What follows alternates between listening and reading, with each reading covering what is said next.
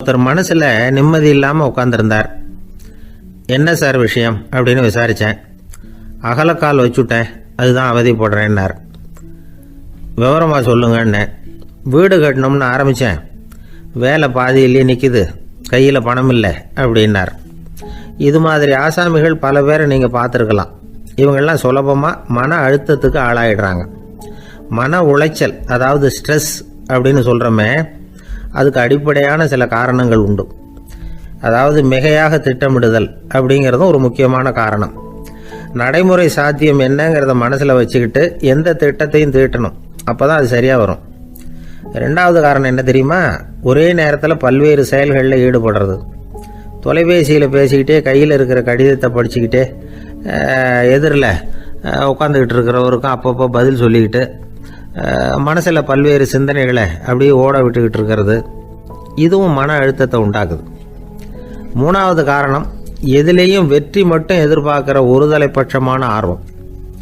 நாம் தொட்டதெல்லாம் வெற்றியாகவே முடியணும் அப்படின்னு எதிர்பார்க்குறவங்க ஏதாவது ஒன்றில் தோல்வியை கண்டால் தோண்டு போயிடுறாங்க. எப்படியும் முடியலாம்ங்கிற எண்ணம் ஏற்கனவே நமக்குள்ளே இருந்துட்டுதுன்னா அந்த அவஸ்தை வராது. அதனால் அதுவும் நம்ம வளர்த்து கொள்ள வேண்டிய ஒரு குணம். மன உளைச்சல் ஏற்படுறதுக்கு இன்னொரு காரணம், எதையும் வேகமாக செஞ்சுடணும் அப்படிங்கிற துடிப்பு. அந்த துடிப்பே மனசை அழுத்த ஆரம்பிச்சிடும். எந்த ஒரு காரியத்திலையும் தாமதமோ இடையூறோ ஏற்பட்டால் அதை பொறுத்துக்கிற மனப்போக்கம் வேணும். அது இல்லாதவங்க அழுத்தத்துக்கு ஆளாயிடுறாங்க. சில பேர் வேலைன்னு எந்த நேரம் பார்த்தாலும் வேலையே கதின்னு கிடப்பாங்க. பொழுதுபோக்குக்கோ உடற்பயிற்சிக்கோ குடும்பத்தில் உள்ளவங்க அல்லது நண்பர்கள் கூட கலந்துரையாடவோ கொஞ்சம் கூட நேரம் ஒதுக்க மாட்டாங்க. இந்த சுபாவம் மன அழுத்தத்தை உண்டு பண்ணும். இதையெல்லாம் புரிஞ்சுக்கிட்டு அதிலிருந்து விடுபடுறது எப்படின்னு யோசிக்கணும். வல்லுநர்கள் இது தொடர்பாக சில யோசனைகளை சொல்லி வச்சிருக்கிறாங்க. அது என்னன்னா, வாழ்க்கைங்கிறது பிரச்சனைகளால் பின்னப்பட்ட ஒன்று. அது எப்போவுமே முடிவடையாத ஒரு தொடர்கதை அப்படிங்கிறத முதல்ல நாம் புரிஞ்சுக்கணும். ஒரே நேரத்தில் ஒரு காரியத்தில் மட்டுமே நாம் கவனம் செலுத்தணும். அடுத்தவங்க காரியத்தில் தலையிடக்கூடாது. எதையும் பேச ஆரம்பிக்கிறதுக்கு முன்னாடி நம்மை நாமே கேட்டுக்க வேண்டிய கேள்வி 2. 1, நான் சொல்ல போகிறது ரொம்ப முக்கியமானதா? 2வது, நான் சொல்கிறத அவங்க கேட்குறதுக்கு ஆசைப்படுறாங்களா? நான் பேசுகிறதுக்கு அது சரியான நேரம் தானா? இதை யோசித்து பார்த்ததுக்கப்புறம் எதையும் பேச ஆரம்பிக்கணும். முடிஞ்ச அளவுக்கு வளைந்து போகிற சுபாவத்தை வளர்த்துக்கணும். நம்ம நேரம் விலை மதிப்பு இல்லாதது, அதை வீணாக்கக்கூடாது. சிரிக்க தெரியலனாலும் பரவாயில்ல, முகத்தில் கொஞ்சம் புன்முறுவலாவது காட்டணும். இதெல்லாம் ரொம்ப முக்கியம். அடுத்தவங்க ஏதாவது செஞ்சால் உடனே நன்றி சொல்ல மறக்கக்கூடாது. தினமும் கொஞ்சம் நேரத்தை தனிமையில் செலவு பண்ணணும். மன உளைச்சலிருந்து விடுபடுறதுக்கு 3 முக்கிய வழிகள் சொல்கிறாங்க.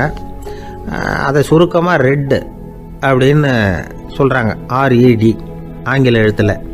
அந்த முதல் எழுத்து R, அது என்னென்னா ரிலாக்ஸேஷன், அதாவது இடை ஓய்வு.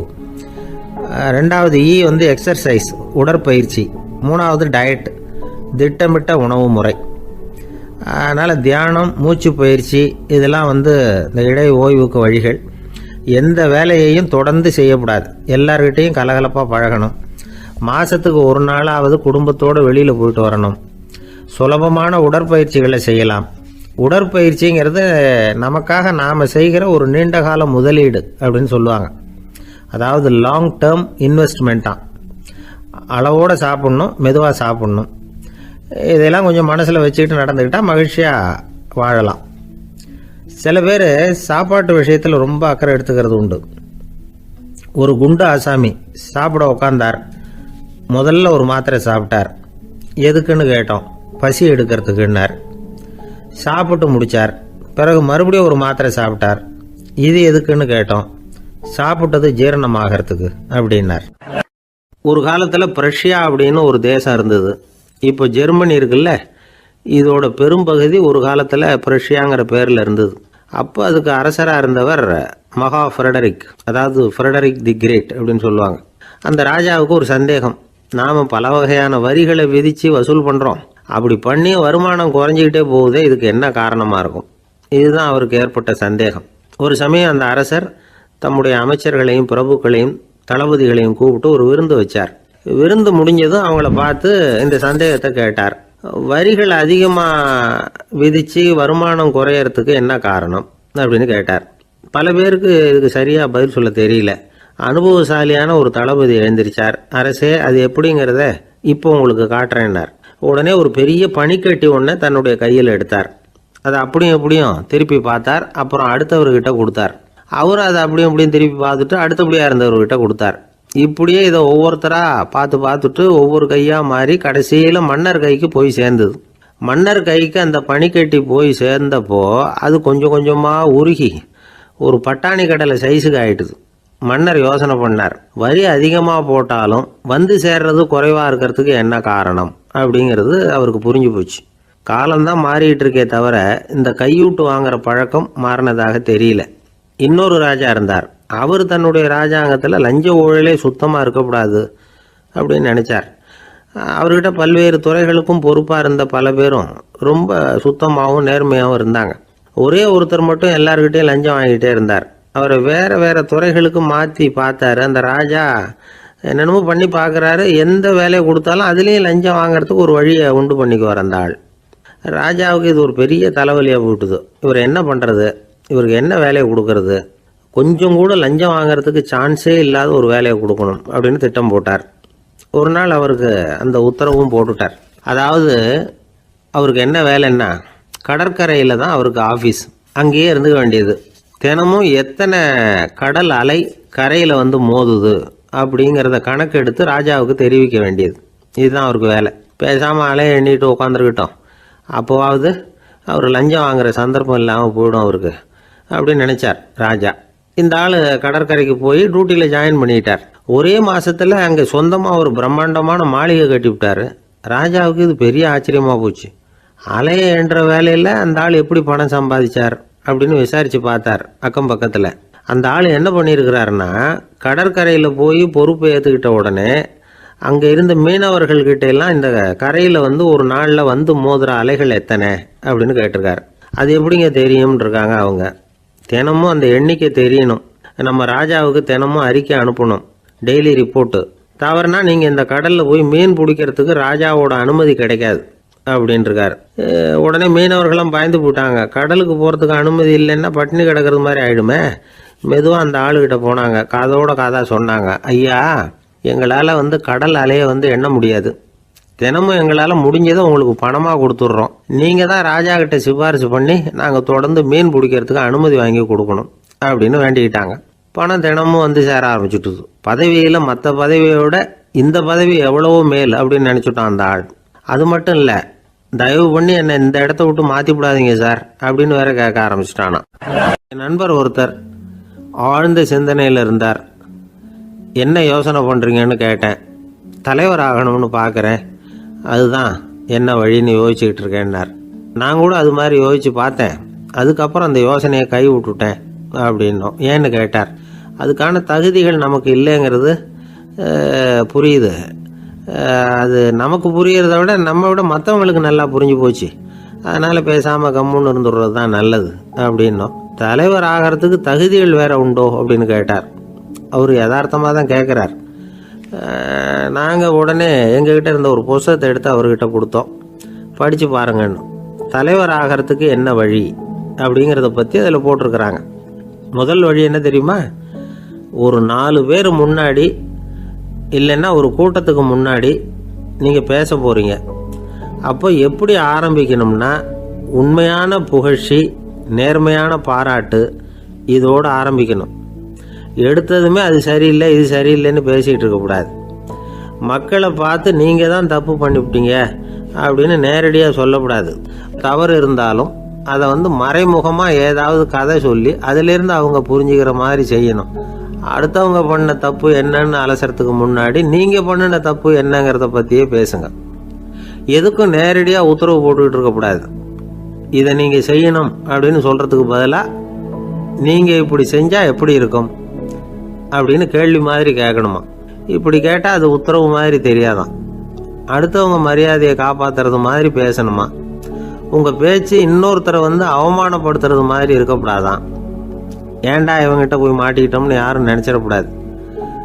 ஒவ்வொரு சின்ன வளர்ச்சியையும் பாராட்டணும். வெற்றி வந்து சாதாரணமாக இருந்தாலும் பாராட்டாமல் இருந்துடக்கூடாது. பாராட்டும் பொழுது தாராளமாக இருக்கணும், குறை சொல்லும் பொழுது கவனமாக இருக்கணும். வாய்க்கு வந்தபடி பேசிவிட்டா அதுக்கப்புறம் வகையாக மாட்டிட்டு முழிக்க வேண்டியிருக்கும். நீங்கள் பேசுகிறது இன்னொருத்தருக்கு ஒரு கௌரவத்தையும் மரியாதையும் உண்டு பண்ணுறது மாதிரி இருக்கணும்.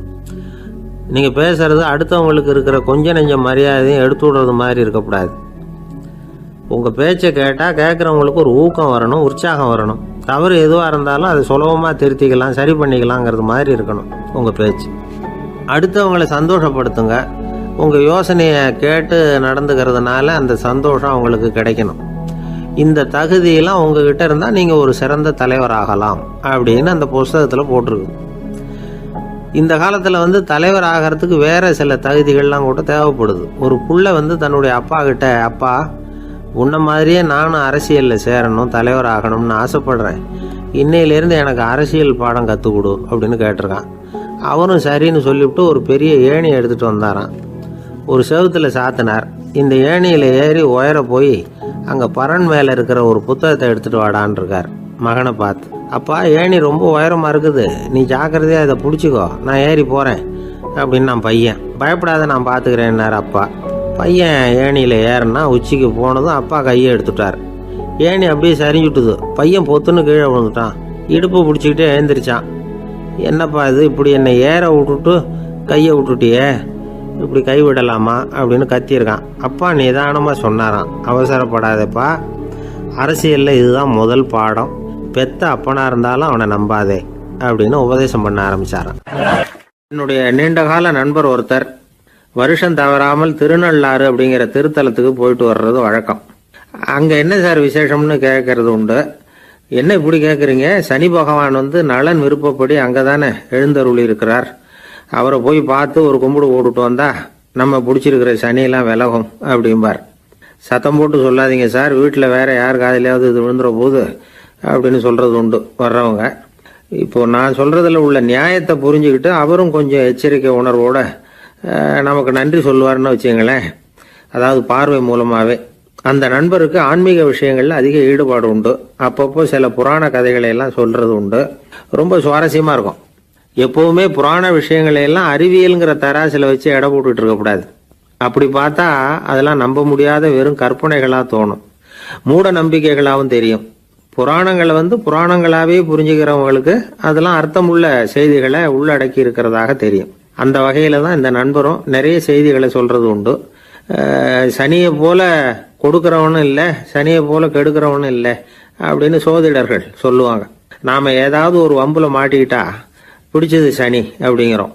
ராவணன் எப்பேற்பட்ட வீரன், அவனே சனி பார்வைப்பட்டது தானே சங்கடப்பட ஆரம்பித்தான் அப்படின்னார் நண்பர்.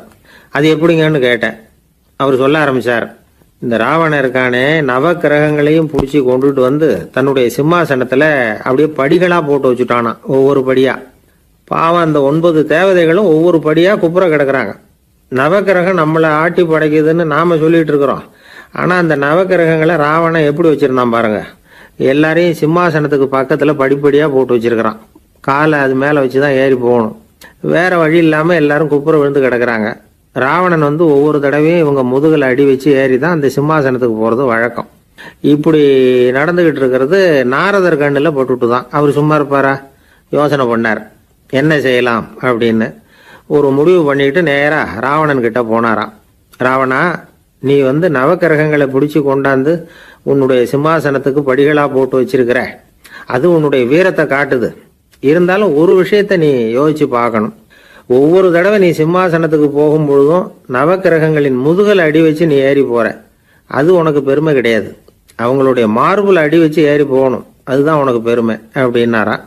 இவர் சொல்றதும் சரிதானே அப்படின்னு யோசிச்சிருக்கான் ராவணன். உடனே குப்புற கிடந்த நவக்கிரகங்களை திருப்பி மல்லாக்க போட்டான். அவங்க மார்புல அடி வச்சு மேலே ஏறி சிம்மாசனத்துக்கு போனானா. அப்படி போயிட்டு இருக்கும் பொழுது சனி பகவானின் பார்வை அவன் மேலே பட்டுதான். அவ்வளவுதான். என்னாச்சு தெரியுமா?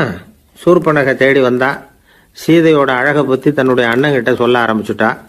விவகாரம் ஆரம்பமாயிட்டது.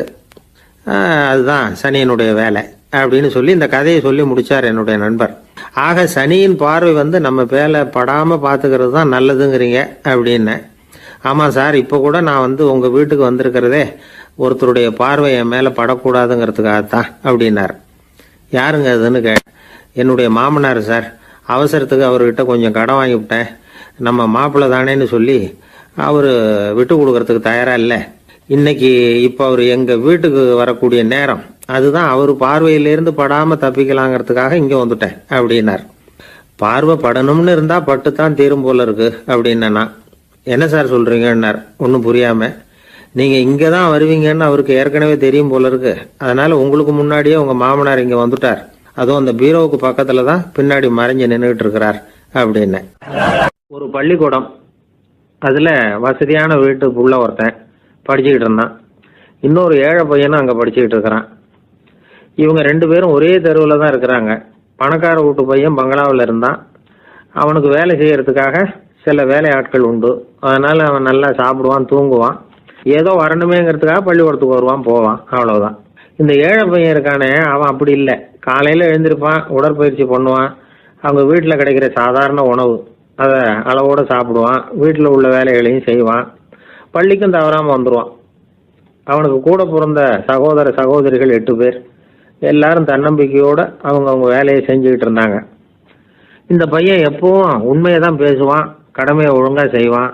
ஆசிரியர்களுக்கு இவனை ரொம்ப பிடிக்கும். அதனால் இவனை அந்த பள்ளிக்கூடத்து மாணவர் தலைவனாக ஆக்கியிருந்தாங்க. இது அந்த பெரிய இடத்து பையனுக்கு பிடிக்கல. மாணவர் தலைவனுக்கு பணிஞ்சு போகிறதுக்கும் அவனுக்கு விருப்பம் இல்லை.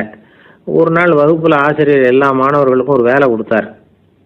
எல்லாரும் அதை சுறுசுறுப்பாக செஞ்சுக்கிட்டு இருக்கிறாங்க. இவன் மட்டும் சோம்பலாக உட்காந்துருக்கிறான். ஆசிரியர் அந்த பக்கமாக வந்தார். இதை பார்த்துட்டார். உடனே மாணவர் தலைவனாக இருக்கிற அந்த ஏழை பையனை கூப்பிட்டார். இந்த பாருப்பா, ஏன் அந்த பையன் இப்படி சும்மா உட்காந்துருக்கிறான், என்னன்னு விசாரிச்சு சொல்லு அப்படின்னு சொல்லிவிட்டு உள்ளே போயிட்டார். இவன் மெதுவாக போய் அவங்ககிட்ட விசாரிச்சான், ஏன் இப்படி சோர்ந்து போய் உட்காந்துருக்கிற அப்படின்னு. அவன் ரொம்ப அலட்சியமாக அவனை திரும்பி பார்க்குறான். என்னோட சிரமம் உனக்கு என்ன தெரியும்? வீட்டில் என்னுடைய சௌகரியங்களை கவனிக்கிற வேலை ஆட்கள் 2 பேரும் இன்னைக்கு வேலைக்கு வரல. அதனால் என்னோட வேலையெல்லாம் நானே கவனிக்கிற மாதிரி ஆயிட்டுது. அதனால் சோர்ந்து போயிட்டேன் அப்படின்னு நான். அப்புறம் கேட்டிருக்கான், அது சரி, உன்னுடைய வீட்டில் உன்னுடைய வேலைக்காரங்க வராத போது நீ எப்படி சமாளிக்கிற அப்படின்னு கிண்டலாக கேட்டிருக்கான். அதாவது இவன் ஏழைங்கிறதையும் இவன் வீட்டில் வேலை செய்யறதுக்கு யாரும் இல்லைங்கிறதையும் இப்படி சொல்லி கிண்டல் பண்ணுறான். இந்த ஏழை பையனுக்கு இது புரிஞ்சுது. மனசு வேதனை போட்டுது. இருந்தாலும் வெளியில் காட்டிக்காமல் சிரிச்சுக்கிட்டே சொன்னானா, எனக்கு அந்த கவலையே கிடையாது. என்னுடைய உதவிக்கு நான் நினைச்ச உடனே என்னுடைய காரியத்தை செய்யறதுக்கு 8 பேர் எப்பவும் தயாராக இருப்பாங்க அப்படின்னு நான். இவன் இப்படி சொன்னதும் அவனுக்கு ஒரு மாதிரி ஆயிட்டு தான். தலையை குனிஞ்சுக்கிட்டே போயிட்டான். உள்ளே உட்காந்துருந்த ஆசிரியர் காதில் இது விழுந்தது. உடனே இந்த ஏழை பையனை உள்ளே கூப்பிட்டு போனார். கேட்டார், என்னப்பா அப்படி சொல்கிற? இவன் பொய் சொல்ல மாட்டாங்கிறது அவருக்கு தெரியும். அவனை சமாளிக்கிறதுக்காக இப்படி ஒரு பொய்யை சொல்லியிருப்பாங்கிறதையும் அவரால் ஏற்றுக்க முடியல. ஏன்ப்பா, நீ நினைக்கிற காரியத்தை செய்ய 8 பேர் தயாராக இருக்கிறதா சொன்னியே, உன்னுடைய சகோதர சகோதரிகளை குறிப்பிட்டு அப்படி சொன்னியா அப்படின்னு கேட்டார். இல்லைங்க ஐயா, நான் அவங்கள குறிப்பிட்டு அப்படி சொல்லலைன்னா. அப்படின்னா பொய் சொன்னியா? இந்த சின்ன விஷயத்துக்கு அப்படி பொய் சொல்லலாமான்னார். ஐயா, நான் பொய்யும் சொல்லலைன்னா. இவன் அப்படின்னா நீ சொன்னதுக்கு என்ன அர்த்தம்னார். இப்போ அந்த பையன் சொல்கிறான், ஐயா, நான் நினைக்கிறத செய்து முடிக்க என் கூட இருக்கிற அந்த 8 பேர் யாருன்னா 2 கால், 2 கை, வாய், மூக்கு, கண்ணு, காது, ஆக மொத்தம் 8. இவங்க தான் அந்த வேலை ஆட்கள். நான் சொல்கிறத செய்யறதுக்கு, நான் சொல்கிறத கேட்கறதுக்கும் செய்யறதுக்கும் அவங்க எப்பவும் தயாராக இருக்காங்க. அந்த அளவுக்கு என்னுடைய பயிற்சிகள், பழக்க வழக்கங்கள் மூலமாக அவங்கள நல்ல நிலைமையில் வச்சிருக்கிறேன் அப்படின்னா. இந்த கதையை சுவாமி சின்மயானந்தர் சொல்கிறது வழக்கம். இயற்கை நமக்கு கொடுத்துருக்கிற வேலை ஆட்கள் இந்த 8. இவங்களை நல்ல முறையில் வச்சிருந்து வேலை வாங்க வேண்டியது நம்முடைய கடமை. அந்த கடமையை ஒழுங்காக செஞ்சுக்கிட்டு வந்தால் வாழ்க்கையில் வெற்றி நிச்சயம். இல்லைன்னா குழப்பம்தான். புத்தி சரியாக இல்லைன்னா இந்த வேலையாட்கள் நாம் சொல்கிறத கேட்க மாட்டாங்க. ஒருத்தன் குடி போதையில் தள்ளாடி தள்ளாடி போய் ஒரு மரத்தில் முட்டிக்கிட்டானான். தலையில் கட்டு போட்டுக்கிட்டு மறுநாள் வந்திருக்கான். ஏன்டா இப்படி பண்ணுறேன்னு கேட்டிருக்காங்க. நான் ஒதுங்கி போன்னு தான் சொன்னேன், அது கேட்கல அப்படின்றான். எது கேட்கல? உன்னோட காலா அப்படின்னு கேட்டிருக்காங்க. இல்லைங்க, அந்த மரம் அப்படின்னு நானா. ஒரு ஊரில் ஒரு ராஜா இருந்தார். அந்த ராஜாவுக்கு ஒரு புள்ளை. அந்த புள்ளைக்கு விவரமே தெரியாது. அவன் ஒரு முட்டாளுங்கிறது எல்லாருக்கும் தெரியும். ஆனாலும் அவன் தான் அடுத்தபடியாக ஆட்சிக்கு வர வேண்டியவன்.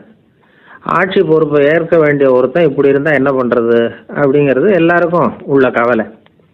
மன்னர் அமைச்சர்களை கூட்டினார், ஆலோசனை கேட்டார் என்ன பண்ணலாம்னு. இவனை இன்னொரு நாட்டு பல்கலைக்கழகத்துக்கு அனுப்பி பார்க்கலாம், அங்கே போய் படிச்சுட்டு வரட்டும், நிறைய படிச்சுட்டு நல்ல ஞானத்தோடு திரும்பி வரட்டும், அதுக்கப்புறம் பார்த்துக்கலாம் அப்படிங்கிறது அவங்க சொன்ன ஆலோசனை. மன்னருக்கும் அது சரின்னு தோணுச்சு. மகனை வெளி தேசத்துக்கு அனுப்பி வச்சார். இவனும் போனான், ஒரு பல்கலைக்கழகத்தில் சேர்ந்தான், நிறைய படித்தான். அதுக்கப்புறம் தந்தைக்கு ஒரு கடிதம் எழுதினான். தந்தையே, நான் நிறைய படிச்சுட்டேன், இனிமேல் நாடு திரும்பலாம்னு நினைக்கிறேன் அப்படின்னு எழுதினான். மன்னருக்கு ரொம்ப மகிழ்ச்சி, அதாவது புள்ள படிச்சுட்டான் அப்படிங்கிற ஆனந்தம். உடனே பையன் திரும்பி வர்றதுக்கு ஏற்பாடு பண்ணார். இளவரசன் நாடு திரும்பினான். அதை கொண்டாடுறதுக்காக அரண்மனையில் ஒரு பெரிய விருந்துக்கு ஏற்பாடு பண்ணியிருந்தாங்க. முக்கியமானவங்கள்லாம் அதில் கலந்துக்கிட்டாங்க. அந்த விருந்துக்கு முனிவர் ஒருத்தரும் வந்திருந்தார். அவர் இளவரசன் கிட்ட போய் உட்காந்து விசாரிக்கிறார். என்னப்பா, எப்படி படிச்சிருக்கிற அப்படின்னு கேட்டார். நிறைய படிச்சுட்டு வந்திருக்கிறேங்க அப்படின்னா அவன். என்னெல்லாம் படித்த அப்படின்னாரான். எல்லாத்தையும் விவரமாக சொல்லியிருக்கிறான். அவன் அப்படி சொல்லிட்டு இருக்கும் பொழுதே முனிவர் என்ன பண்ணார், தன்னுடைய மோதிரத்தை கழட்டி உள்ளங்கையில் வச்சு அப்படியே மூடிக்கிட்டாரான். அப்படியே கையை நீட்டி அவன் முன்னாடி காட்டினார். இந்த பாருப்பா, என் கைக்குள்ள என்ன இருக்கு சொல்லு பார்க்கலாம் அப்படின்னாரான். இளவரசன் ஒரு கணம் யோசிச்சான். அதுக்கப்புறம் உங்கள் கைக்குள்ள இருக்கிறது வட்டமான ஒரு பொருள், நடுவில் ஒரு துளை இருக்கும் அப்படின்னு நானான். முனிவர் தரிச்சு போட்டார். பையன் பெரிய அறிவாளி ஆகிட்டான் போல இருக்க அப்படின்னு நினச்சிட்டார். அதுக்கப்புறம் கேட்டார், சரி, என் கையில் இருக்கிறது வட்டமான பொருள், நடுவில் துளை இருக்குங்கிறத சொல்லிவிட்டேன், அதோட பேர் என்ன, அதை சொல்லு அப்படின்னாரான். இளவரசன் கொஞ்சம் யோசனை பண்ணியிருக்கான். அப்புறம் சொன்னானா, முனிவரே, நான் படித்த விஞ்ஞானம் உங்களுக்கு பதில் சொல்கிறதுக்கு உதவலை, இருந்தாலும் பதில் சொல்கிறேன், அது ஒரு வண்டி சக்கரம் அப்படின்னானா. இப்போதான் முனிவர் யோசிச்சாராம். அவருக்கு புரிஞ்சுதான், அதாவது முட்டாளை படிக்க வைக்கலாம், ஆனால் சிந்திக்க வைக்க முடியாது அப்படிங்கிறத அவர் புரிஞ்சுக்கிட்டாராம். தகவல் அறிவு ஞானமாகாது அப்படிங்கிறார் ஓஷோ. ஏன்னா தகவல்கள் மாறுதலை ஏற்படுத்துறதில்லை, ஆனால் ஞானம்ங்கிறது மாறுதலால் உண்டாகக்கூடிய ஒன்று. அதுதான் ரெண்டுக்கும் உள்ள வித்தியாசம். மனம் சரியான வழிக்கு வரணும், அதுக்கப்புறம் படிக்கிற கல்வி தான் உண்மையான கல்வி. சரி, மனம் சரியா வர்றதுக்கு என்ன வழி அப்படின்னு கேட்டால், மனிதன் முழு மாறுதலுக்கான வழிமுறை தியானம்தான் அப்படிங்கிறார் அவர். அதனால தான் நிறைய படிச்சிருக்கேன்னு சொல்கிறவன் எல்லாம் ஞானம் உள்ளவன் நினச்சிடக்கூடாது. ஒருத்தர் இன்னொரு பெரிய மனிதரை அழைச்சிட்டு அறிமுகப்படுத்தினாராம். சார் நிறைய படிச்சிருக்கார், 3 MA வாங்கியிருக்கார், ஆனால் ஒரு விஷயம், அப்பப்போ கொஞ்சம் திருடுவார், அவ்வளவுதான், மற்றபடி அவர் ஒரு பெரிய அறிவாளி தான் அப்படின்னாராம். கிபி 1078 வருஷம் மார்ச் மாதம் 19ஆம் தேதி திங்கட்கிழமை அதிகாலை நேரம் ஒரு குழந்தை பிறந்தது. எங்க தெரியுமா? காஸ்பியன் கடலுக்கு தெற்கே பாரசீக மொழி வழங்கிய தபரிஸ்தான் மாநிலத்துல ஜீலான்கிற புனித நகர், அதோட புறநகர் பகுதியில உள்ள நீப்புங்கிற ஊர்ல தான் அந்த குழந்தை பிறந்தது. அந்த இடம் இப்போ ரஷ்யாவில் இருக்கு. அந்த குழந்தை யாருன்னு நினைக்கிறீங்க? அதுதான் முஹித்தீன் பெருமான், ஆன்மீக சாதனைகள் புரிந்த மகான் முஹித்தீன் ஆண்டகை. தன்னுடைய 18வது வயசுல உயர்கல்விக்காக ஜீலான் நகரத்தை விட்டு பகுதாத் நகரத்துக்கு புறப்பட்டு போறார். இளம் பிராயம் தானே, அதனால துணைக்கு ஒரு வர்த்தக கூட்டத்தோட சேர்ந்து போயிட்டு இருக்கிறார். ரொம்ப தூரம் போகணும், ஒவ்வொரு இடமா தங்கி தங்கி போயிட்டு இருக்கிறாங்க. ஒரு இடத்துல ஒரு கொள்ளை கூட்டம் பயங்கரமான ஆயுதங்களோட அவங்கள வழிமறிச்சுட்டுது. அந்த வர்த்தக கூட்டம் வச்சிருந்த பொருள்களை எல்லாம் அவங்க பறிச்சு விடுறாங்க. இவங்களும் பயந்துகிட்டு இருந்தது எல்லாத்தையும் அவங்க கிட்ட கொடுத்துடுறாங்க. முஹித்தீன் ஆண்டகை மட்டும் இதையெல்லாம் பார்த்துக்கிட்டு தனியா ஒதுங்கி நிற்கிறார். ஒரு 18 வயசு பையன் மட்டும் இப்படி தனியா அநாத சிறுவன் மாதிரி நின்றுட்டு இருக்கிறத அந்த கொள்ளை கூட்டத்தில் இருந்த ஒருத்தன் பாக்குறான். கிட்ட நெருங்கி வர்றான். அலட்சியமாகவும் கிண்டலாகவும் உங்ககிட்ட ஏதாவது இருக்குதா அப்படின்னு கேட்கறான். இவங்கிட்ட என்ன இருக்க போகுது அப்படிங்கிற நம்பிக்கையில அவன் அப்படி கேட்கறான். உடனே இவரு, ஓ இருக்குதே, என்கிட்ட 40 தீனார் இருக்கு அப்படிங்கிறார். இப்படி சொல்லியும் அந்த கொள்ளைக்காரனுக்கு நம்பிக்கை வரல. என்னடா விளையாடாத, பொய் சொல்லாத, உண்மையை சொல்லு அப்படிங்கிறான் அவன். உண்மையைத்தான் சொல்றேன், என்கிட்ட 40 தீனார் இருக்கு அப்படிங்கிறார் இவர். எங்க வச்சிருக்கிற அப்படின்னு கேக்குறான். சட்டையின் விழாப்புறத்துல உள்ள பகுதியில அதை வச்சு தச்சிருக்கிறாங்க அப்படின்னு உண்மையை சொல்றார். உடனே கொள்ளை கூட்ட தலைவன் அதை கத்தியால கீறிப்பார் அப்படின்னு உத்தரவு போடுறான். அந்த சட்டையை கிழிக்கிறாங்க. உள்ள இருந்து 40 பொற்காசுகளும் பொல பொலன்னு கீழே கொட்டுச்சு. அதை பார்த்த உடனே அந்த கொள்ளை கூட்ட தலைவன் மலைச்சு போய் நின்னுட்டான். காசை பார்த்துட்டு அவன் மலைச்சு போகல, பொய் பேசாத அந்த பையனோட நேர்மையை பார்த்துட்டு அவன் அப்படி நின்னான். மெதுவா அந்த பையன்கிட்ட வந்தான். ஏன்பா நீ என்ன பணக்கார குடும்பமா அப்படின்னு கேட்டான். அப்படிலாம் இல்ல, எனக்கு அப்பா இல்ல, அம்மா மட்டும்தான் உண்டு. எங்க அப்பா எனக்குன்னு விட்டு போன சொத்தே இந்த 40 தீனார் தான் அப்படின்னாரு இவர். அப்படி இருந்துமா உண்மை பேசணும்னு ஆசைப்பட்டேன், என்கிட்ட ஒண்ணும் இல்லைன்னு ஒரு வார்த்தை சொன்ன உன்னை விட்டுருப்போமே அப்படின்னா அவன். அப்படி இல்லைங்க, நான் இறைவன் திருநாமத்தை அறியக்கூடிய கல்வி ஞானத்துக்காக இப்ப போயிட்டு இருக்கிறேன். இறைவன் திருநாமத்தை உச்சரிக்க வேண்டிய நாவால பொய் பேசக்கூடாதுன்னு எங்க அம்மா சொல்லியிருக்கிறாங்க. அதனால நான் எப்பவுமே பொய் சொல்ல மாட்டேன் அப்படின்னு என்னுடைய தாய்க்கு வாக்கு கொடுத்திருக்கிறேன் அப்படின்னார் அவர். முகையத்தின் பெருமான் வார்த்தைகளை கேட்ட அந்த கொள்ளையர்கள் மனம் திருந்தி நல்லவங்களா ஆயிடுறாங்க. அந்த கொள்ளையர் தலைவன் பிற்காலத்துல ஒரு பெரிய மகான் ஆயிடுறார். பெரியவர்கள் வாழ்க்கையில நடக்கிற இது மாதிரி சம்பவங்கள் தான் நாம நல்ல விதமா வாழறதுக்கு துணையா இருக்கும். அந்த காலத்துல கொள்ளையர்களே பெரியவங்க செயலை பார்த்து மனம் திருந்தி இருக்கிறாங்க. இந்த காலத்துல யாரு இப்படி இருக்கிறா? இந்த காலத்துல மகான் ஒருத்தரை பார்த்தேன், எனக்கு வேண்டியப்பட்ட மகான். ஏங்க நீங்களும் மகான் ஆகிறதுக்கு முன்னாடி கொள்ளை அடிச்சுட்டு இருந்தீங்களா அப்படின்னு கேட்டேன். அவர் மெதுவா கண்ணை திறந்து என்ன நிமிந்து பார்த்தார். அப்படி இல்லப்பா, நான் கொள்ளை அடிக்கிறதுக்காகத்தான் மகானாவே ஆகி இருக்கிறேன் அப்படின்னு சொல்லிவிட்டு மறுபடியும் கண்ணை மூடிட்டார். 21ஆம் வருஷம் செப்டம்பர் மாதம் 22ஆம் தேதி மதுரை மேலமாசி வீதியில் உள்ள ஒரு வீடு. அங்கே அன்னைக்கு நடந்த ஒரு அற்புத நிகழ்ச்சி பின்னாடி உலக மக்களை எல்லாம் ஆச்சரியப்பட வச்சுது. இந்திய வரலாற்றிலேயே அது ஒரு முக்கியமான நிகழ்ச்சி. உலக மக்கள் கவனமெல்லாம் காந்திஜியின் பக்கம் திரும்புறதுக்கு காரணமாக இருந்த நிகழ்ச்சி அது. கதர் துணி பிரச்சாரத்துக்காக காந்திஜி மதுரைக்கு வந்திருந்தார். சென்னை துணி வணிகர் சங்கத்தின் துணைத் தலைவர் ஒருத்தர் இருந்தார், ராம்ஜி கல்யாண் சேட்ஜி. அவருடைய வீடு மதுரை மேலமாசி வீதியில் இருந்தது. அந்த வீட்டில் தான் காந்திஜி தங்கியிருந்தார். அப்போது வயலுக்கு போகிற உழவர்கள்லாம் சின்ன சின்ன துண்டை இடுப்பில் கட்டிக்கிட்டு கலப்பையை தூக்கிக்கிட்டு தெருவில் நடந்து போகிறத கவனித்தார். ஏற்கனவே சேலத்துக்கு தெற்க பல பகுதிகளில் ஆண்களும் பெண்களும் அறகுறை ஆடைகளோடு உழைச்சிக்கிட்டு இருக்கிறத கண்ணால் கண்டிருக்கிறார் அவர். இந்தியரின் சராசரி உடை இவ்வளவு தான் அப்படிங்கிறத புரிஞ்சுக்கிட்டார். மனசை என்னவோ பண்ணியிருக்குது. ராத்திரி பூரா அதை பற்றியே யோசனை. 22/9/21 வியாழக்கிழமை காலையில் காந்திஜி எழுந்திருக்கிறார். அவர் கூட தங்கியிருந்தவங்களையெல்லாம் பார்த்து சொன்னார், இன்னையிலிருந்து அறையில் முழு அகலத்துண்டு தான் கட்டுவேன்.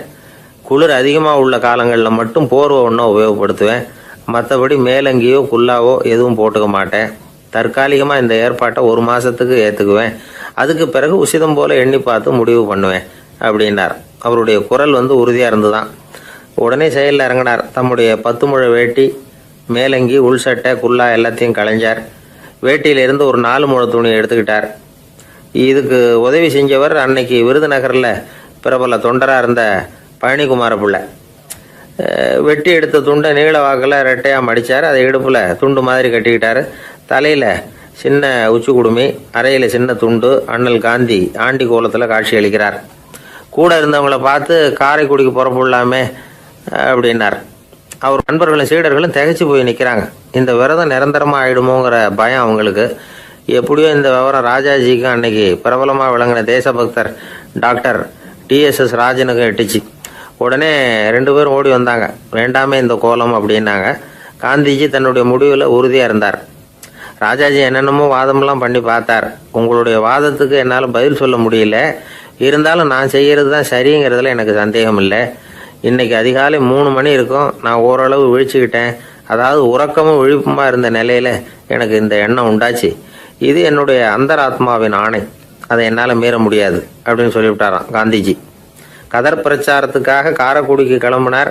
வாசலில் 4 மோட்டார் வண்டிகள் காத்துக்கிட்டு இருந்தது. வீதியில் 2 பக்கமும் ஜனங்கள். காந்திஜி இடுப்பு துணியோடு மோட்டார் வண்டியில் ஏறினார். நண்பர்களும் சீடர்களும் மக்களும் உடல் சிலிர்க்க அந்த காட்சியை பார்க்குறாங்க. மோட்டார் வண்டி நகர ஆரம்பிக்குது. எப்பேற்பட்ட காட்சி அது! சுக்கநாத பெருமானியே கூலி ஆளாக்கிய அப்படி ஆக்கி மண் சுமக்க வச்ச மதுரை இல்லையா, அந்த மதுரை தான் காந்திஜி துறவி கோலம் கொள்றதுக்கும் காரணமாக இருந்திருக்குது. இது இன்னைக்கு எத்தனை பேருக்கு தெரியும்? ஒரு தடவை காந்திஜி நேருவும் சுற்றுப்பயணம் செஞ்சாங்களாம். ஒரு இடத்துல நடந்து போயிட்டு இருக்கிறாங்க. குறுக்க ஒரு வாய்க்கால். நேரு என்ன பண்ணார் தெரியுமா? தன்னுடைய இளமை துடிப்பை காட்டுறதுக்காக கொஞ்சம் தூரம் பின்னாடி போய் அங்கேருந்து வேகமாக ஓடி வந்து அந்த வாய்க்காலை தாண்டினாராம். காந்திஜி அப்படி பண்ணலை. பக்கத்தில் இருந்த பாலம் வழியாக அந்த வாய்க்காலை கடந்து வந்தார். நேரு காந்திஜியை பார்த்து சிரிச்சுக்கிட்டே, என்ன மாதிரி நீங்களும் தாண்டி இருக்கலாமே அப்படின்னாராம்.